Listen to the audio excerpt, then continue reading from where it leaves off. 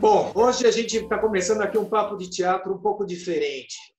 Eu consegui reunir aqui um pessoal que divide comigo uma paixão especial, que é pelo teatro para crianças, né? A gente se conhece há muito tempo, a gente já fez muita coisa juntos, já vimos muitas coisas uns dos outros. Então, eu vou pedir para vocês mesmos, cada um se apresentar, para não ficar dando spoiler aqui de cada um. Pode ser? Bom, eu tenho, acho que, mais de 30 anos de teatro, como atriz, como produtora, como dramaturga,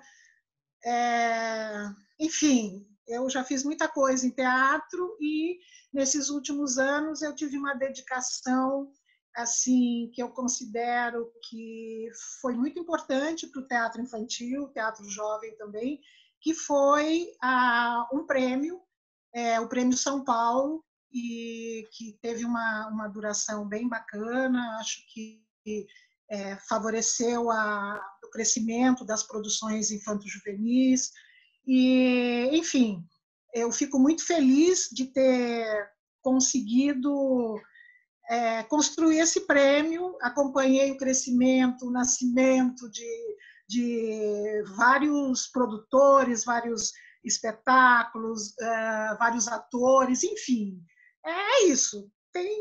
Acho que eu estou feliz, por enquanto, pelo que eu construí, e espero ainda dar muita continuidade. É isso. Bacana.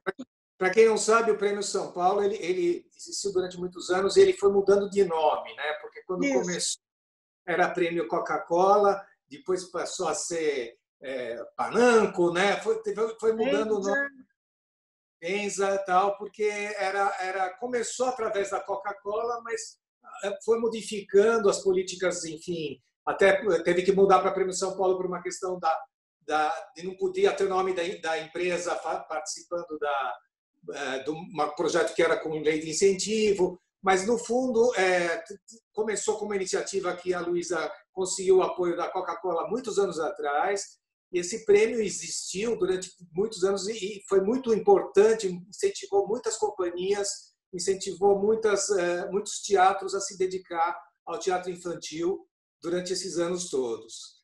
Bom, o Dib, a gente se conheceu quando ele era editor do Caderno 2 no estado de São Paulo, e a gente teve uma coisa que era muito estranha, porque normalmente um editor de um caderno de cultura não dava muita importância para teatro infantil, era uma raridade. E nós tivemos no Dib um cara que subverteu isso aí, ele começou a dar um foco muito importante para o teatro infantil, e isso ajudou muita gente também a se lançar, a acontecer, e ele se tornou um pensador, né, do teatro infantil, né, Dib? É isso aí, boa noite, gente. Então é isso, eu sou jornalista de formação, trabalhei quase 20 anos no Estadão, os últimos anos como editor do Caderno 2. Justiça seja feita ao editor do Caderno 2 anterior a mim, o Evaldo Mocarzel, ele também me deu muito espaço para teatro infantil. Antes eu era subeditor, pressionava muito, queria muito escrever sobre teatro infantil, e ele me deu páginas e páginas. Então, antes de eu assumir como editor, eu já tinha todo esse respaldo do jornal para fazer isso. Então, foi uma época áurea do jornalismo, né? Do jornalismo cultural. A gente viveu isso. É uma pena que depois a coisa foi degringolando de uma certa forma e os jornais foram perdendo espaço, foram perdendo papel, e hoje os cadernos de cultura não chegam perto do que já foram, né, nas épocas mais gordas do jornalismo e tal. E aí eu fui me encaminhando, como jornalista é metido e acha que entende de tudo, eu resolvi, e eu gostava muito de teatro desde sempre, eu fui entrando por essa área. Esse ano eu estou completando exatos 30 anos de crítica de teatro infantil publicadas na imprensa. Eu não comecei no Estadão, antes eu tinha passado pela Vejinha, Então, o marco dos meus 30 anos foi a primeira resenha, até a gente chamava de resenha, nem de crítica, porque era uma coisa pequenininha, um destaque assim, na programação de teatro para crianças. Eu estou fazendo 30 anos. Fui júri desses prêmios todos, junto com a Luísa, durante muito tempo. A Luísa, de curadora deles, sempre me chamou para estar junto com ela. E é uma lástima que a gente não tenha mais esse prêmio há 2 anos, né? E é isso. Tem um site atualmente dedicado a isso. Quando eu saí da imprensa escrita, eu resolvi passar todo esse material que eu acumulei na vida para um site, né? Para esse meio digital, que é o caminho hoje em dia de tudo, né? E o site se chama Pecinha é a Vovozinha. Ele já está fazendo 4 anos. Também já ganhou prêmios, 2 prêmios. Então, eu tento acompanhar toda a produção, principalmente em São Paulo, que é onde eu estou baseado, mas desde que eu saí da imprensa, eu fiquei mais livre também para viajar e consegui acompanhar alguns festivais fora do Brasil, fora de São Paulo, no Brasil, e descobri muito satisfatoriamente o quanto tem espalhado por esse país grupos e pessoas que fazem teatro infantil há anos, famílias que se dedicam a isso, criam festivais pelo país, é muito legal. Ixi, falei demais de mim. Próximo. Pecinha é a Vovozinha, que é o teu primeiro livro, né, Gibi, que você Isso. tinha feito uma série de reportagens voltadas ao teatro infantil. Inclusive, eu participei de algumas dessas entrevistas que você fez, e aí uma hora você completou tudo isso daí num livro muito bacana. Acho que é um livro importante para qualquer pessoa que queira entender o que é o teatro infantil no Brasil. E aí você guardou esse nome para sempre, né? Pecinha é a Vovozinha. Exato, exato. Na verdade, o nome nasceu dessas reportagens. Uma das reportagens eu pus esse título, e aí eu puxei depois para a minha vida, né? Para a coluna que eu tive também durante anos no site da revista Crescer, chamava Pecinha Vovozinha. E essa reportagem ela surgiu numa época em que as produções estavam carentes demais de crítica, né? A Tatiana Belin, que estava se retirando, o Clóvis Garcia também, que eram os grandes nomes da época do jornalismo. E aí eu fui chegando e aí eu comecei a reparar que algumas coisas aconteciam em comum nas peças infantis e criei uma lista de 10 pecados que eu via mais frequentes no teatro para crianças e pus isso no jornal. Isso deu um ibope muito grande, né? Os diretores começaram a usar essa lista em ensaio para ler para os atores, e aí as pessoas pediram e eu aumentei e transformei no livro. Dei uma aumentada no texto, juntei com críticas, entrevistei você está lá também, isso. Então tem bastante material nesse livro. Depois disso ainda lancei mais um chamado Já Somos Grandes, que aí eu já observei com o tempo que as coisas foram melhorando, as produções foram, graças à existência desses prêmios, né, da existência de uma crítica mais sistematizada, as produções foram melhorando de qualidade, um nível foi sendo atingido, os grupos foram se repetindo, tendo mais chance de errar de uma vez, acertar de novo, porque o principal de se fazer teatro é conseguir que esses grupos fiquem em cartaz um tempão, né, e consigam sobreviver. E a partir daí eu percebi, olha, já somos grandes, o teatro infantil já não dá mais para chamar de pecinha mesmo. Bacana. Rafael e Jota são produtores de teatro e também criaram esse Mirim, né, que é um festival bacana de teatro infantil, do qual o Gibi também participa. Conta um pouco para a gente. E aí, gente, deixa eu falar só, acho que antes, né, só introduzir um pouquinho, para não dizer que a gente já começou, vamos criar uma mostra de teatro para a infância. Eu comecei minha trajetória artística lá em 2004 e eu já comecei trabalhando com teatro infantil. Junto com a Anne Welter, a gente fundou a Cianós de Teatro. Então, aí são quase 16 anos de trajetória no teatro infantil. Até hoje eu faço parte da Cianós. Temos 6 espetáculos em repertório.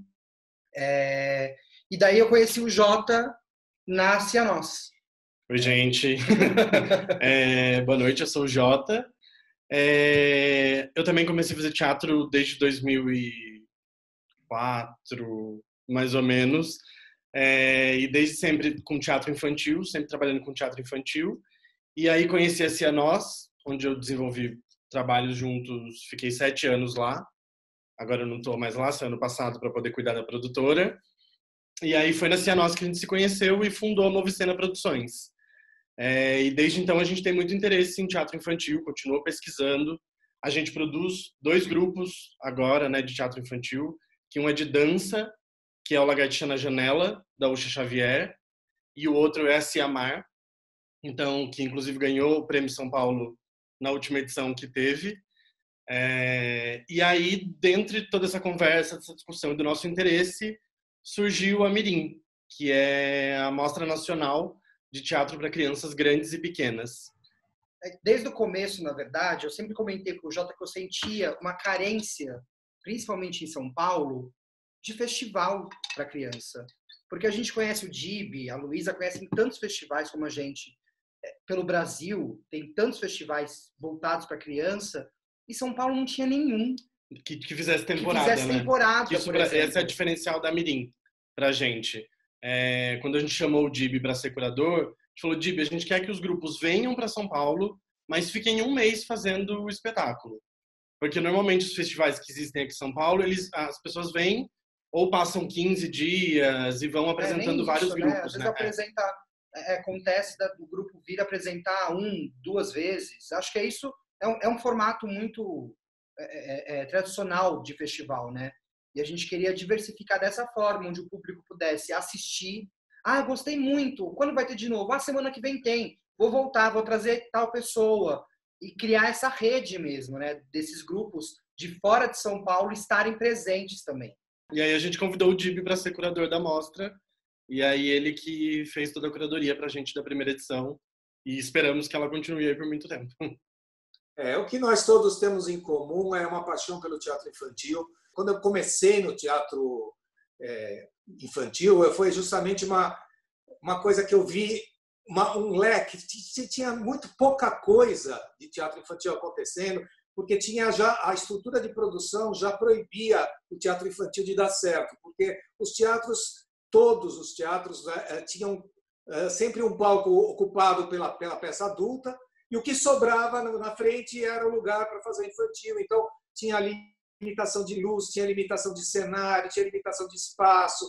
Então, o teatro infantil sofria muito com isso.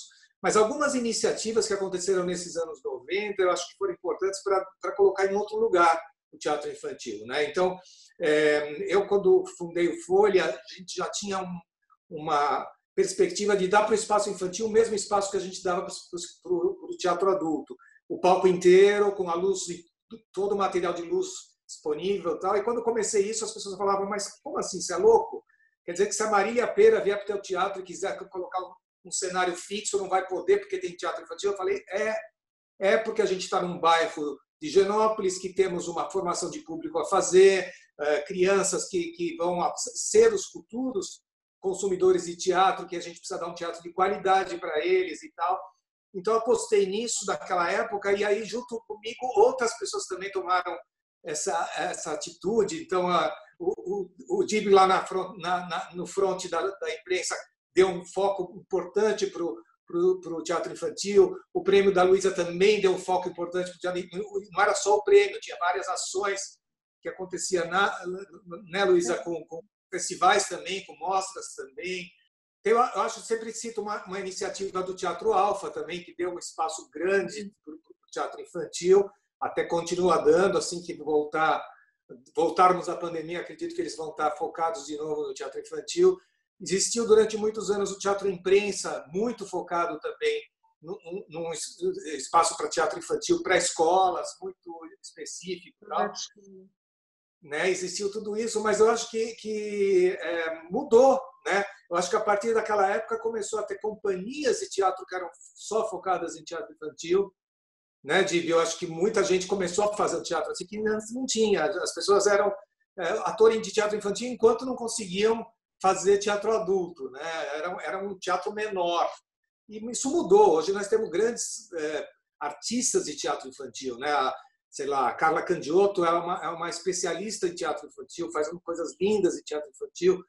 Várias companhias também, a gente podia citar aqui, que fazem isso. Então, é importante o espaço que existe. Né? Eu acho, Isser, que é uma coisa muito importante isso que você falou, que inclusive te parabenizar pelo apoio que você sempre deu, sabe? Ao Gigante da Cianose, eu participei de pelo menos 5 edições do Festival de Férias, e eu acho que ele tem uma abrangência de público incrível, né? Ele atrai pessoas da cidade inteira para assistir, e a programação mesmo do Teatro Folha, ela tem um carinho muito especial pelo teatro infantil. Eu acho que existe ainda um preconceito pelo teatro infantil, de lugares onde existe exatamente isso que você disse, de ter a luz reduzida. Eu já passei por situação, isso há, sei lá, 10 anos atrás, de ter que apresentar no proscênio de um teatro, porque o cenário do espetáculo adulto era gigantesco, eles não queriam desmontar, então o teatro infantil se adapta. E é uma coisa que muita gente pensa ainda, né? O infantil se adapta.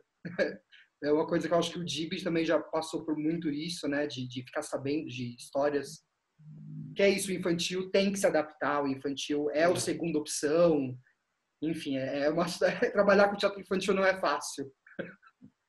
Exato. É importantíssimo essa continuidade, né, gente? Isso que vocês estão falando. É isso que fortalece os grupos. É importantíssimo ter esses espaços todos voltados para isso, com curadores e com administradores do teatro que tem essa consciência de que é preciso ter uma curadoria, mesmo pensar a programação de teatro infantil e não simplesmente ocupar uns horários com o primeiro que aparecer lá com a sua peça. Então, nesse sentido, é muito importante mesmo o que o Isser faz, o Festival de Férias.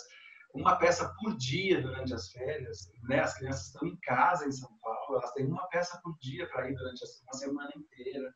Então, é isso que fortaleceu, realmente mudou o quadro, né? A existência de um prêmio, de reconhecimento, as pessoas precisam desse reconhecimento, é importante, não é questão de ego, é uma questão de saber onde está acertando, onde está errando, se tem o apoio do público, de gente pensando junto. É muito importante ter pessoas de fora pensando sobre o seu espetáculo. Então, isso tudo foi fazendo realmente o quadro mudar, avançar, e São Paulo virar modelo também para outros lugares, outros estados, outras cidades pensarem.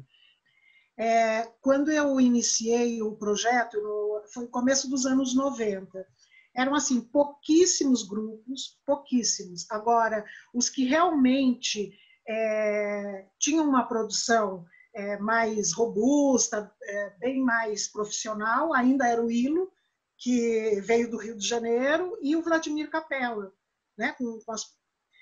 Agora, os outros grupos, eles eram bem precários e também uns grupos mais interessantes, eles não conseguiam manter o espetáculo em cartaz por muito tempo. Então, só o Ilo, o Vladimir, que era mais conhecida, que mantinha. Eu realmente considero que o projeto, a questão do prêmio, ajudou muito o fortalecimento, porque teve o reconhecimento, teve a premiação, inclusive era uma premiação em dinheiro, isso fortalecia o próprio grupo. Se a produção ganhasse o melhor espetáculo, 2 ou 3 categorias, o ator ou o diretor também fosse premiado, este valor já era o início de uma nova produção. Então, e não é a questão de ego, como o Dib falou, é um reconhecimento. É você saber que você está no seu caminho certo, você está sendo visto, você tem uma crítica. E isso é importante. Gente, eu queria super agradecer a presença de vocês aqui. Foi um papo delicioso, de gente que gosta da mesma coisa, que tem uma paixão dentro do coração, que vibra pela mesma coisa, todos nós. Esperamos que a gente possa ter muitos momentos de curtição, que a gente possa voltar a mostrar e a fazer o público bater palmas e rir e se emocionar com o nosso trabalho, que cada um possa fazer o seu melhor de novo. Beijo. Tchau, gente. Beijo para vocês. Beijo. Obrigado.